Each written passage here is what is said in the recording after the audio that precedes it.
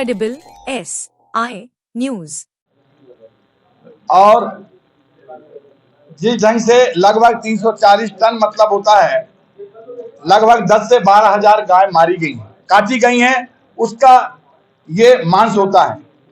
और जो पकड़े गए हैं उन्होंने इस बात को बताया कि ये इसका अवशेष, उसका जो खून है ये हम जो है ये गंगा जी में प्रवाहित करते हैं, गंगा जी में बहाते हैं।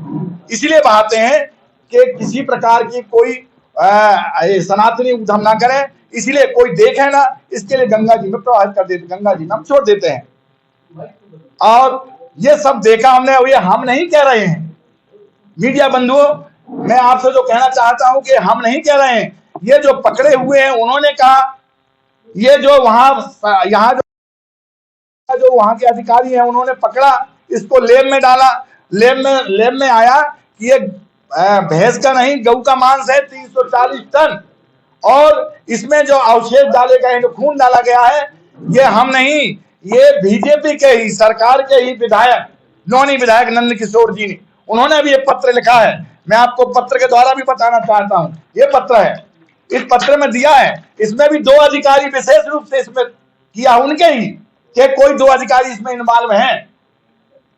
हम लोग लगातार माननीय मुख्यमंत्री को ट्वीट कर रहे हैं, माननीय मुख्यमंत्री जी को उनके कार्यालय में मिलने का समय मांग रहे हैं। हम समय समय पे हम मीडिया बंधुओं के द्वारा हम बीच बीच में, चाहे वो दिल्ली में हो, चाहे वो गाजियाबाद में हो, बड़ा कोई क्षेत्र नहीं है, कोई धर्म स्थल नहीं है जहां पर गंगा, यमुना और माता सरस्वती का संगम है।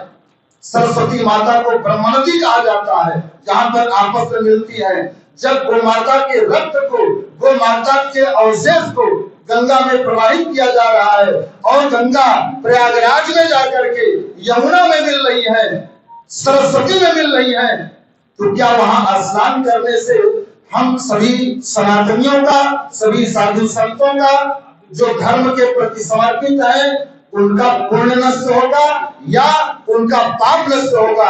ऐसा कहा जाता है शास्त्रों में। रामचरित मानस में पंक्ति आती है कि देव तनुज किन्नर नर श्रेणी मच्चहि तीरथ सकल त्रिवेणी।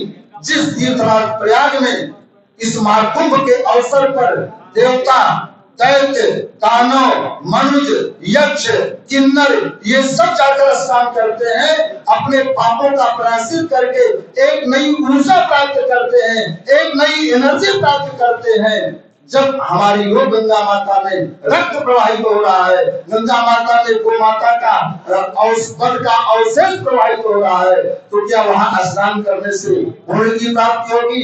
मुझे तो लग रहा है कि जो 1 वर्ष में पुण्य संचित है वो पुण्य नष्ट होंगे, और ऐसे अवसर पर वहां स्नान करने पर पाप की वृद्धि होगी। तो हमारे परम आदरणीय, परम सम्माननीय उत्तर प्रदेश के माननीय मुख्यमंत्री योगी जी से आग्रह है, आग्रह ही नहीं है, विश्वास है कि वो हम सभी साधु संतों की प्रार्थना को स्वीकार करेंगे, क्योंकि वो गोरक्ष पीठाधीश्वर है, वो सनातनी है। सनातन के विषय में, गाय के विषय में, गंगा के विषय में, गीता के विषय में उनसे ज्यादा श्रद्धावान कोई मुख्यमंत्री न हुआ है, न हो सकता है। हम लोगों का जो कार्यक्रम चल रहा है उसका एक कारण है कि हमारे पुरुषार्थी वीर मुख्यमंत्री माननीय योगी जी किस दबाव में आकर इस कार्यक्रम को रोके हुए हैं। उनके ऊपर ऐसा कौन सा प्रशासनिक दबाव पड़ रहा है, कौन सा शासनिक दबाव पड़ रहा है, कौन सा सामाजिक दबाव पड़ रहा है?